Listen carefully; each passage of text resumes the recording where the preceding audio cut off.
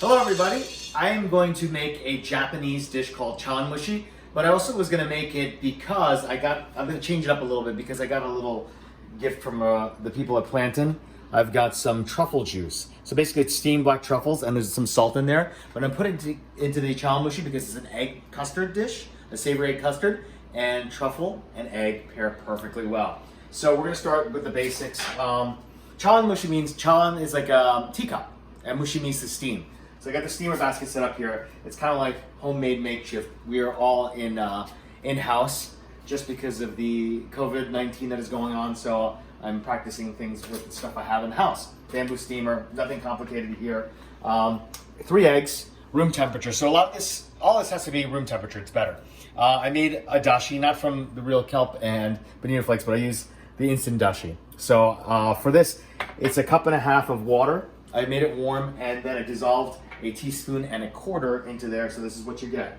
So now I'm gonna add some of this black truffle juice to that as well. I'm gonna keep some for the top. So probably, I'm gonna keep a little bit left here just so I can drizzle a little bit on top. So that's gonna make almost 2 cups of liquid, just about 2 cups. Okay, so I'm gonna add that to the eggs.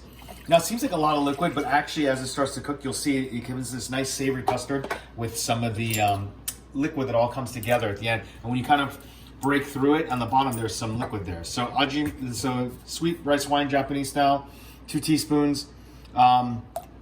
Basically add some sweetness to it. Oops, it's a little bit too much. I'm gonna add a little bit of soy sauce, just a teaspoon as well. So pretty easy on that in the measurement. There you go. And then I'm going to add a little bit of salt, just like 1/4 teaspoon.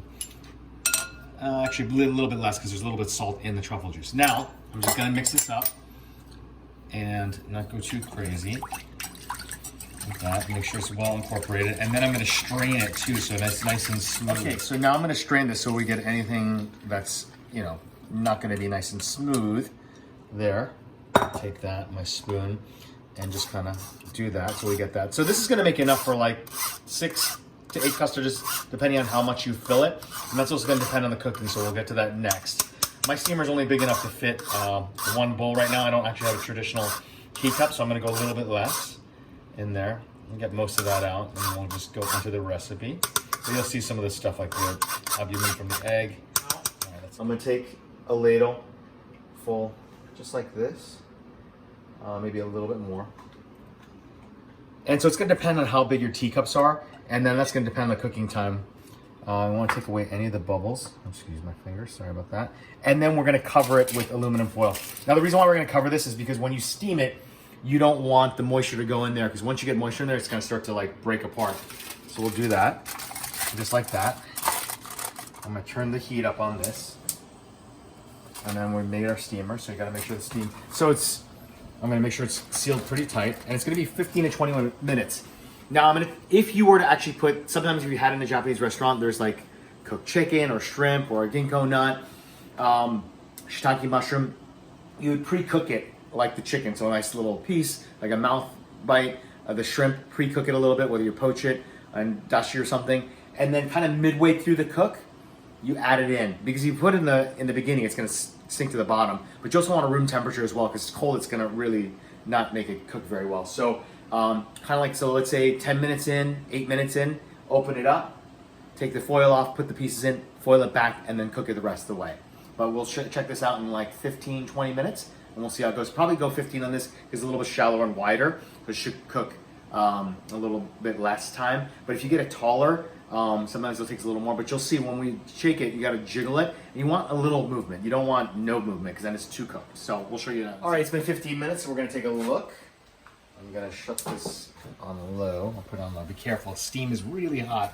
Doesn't look so dangerous, but it is.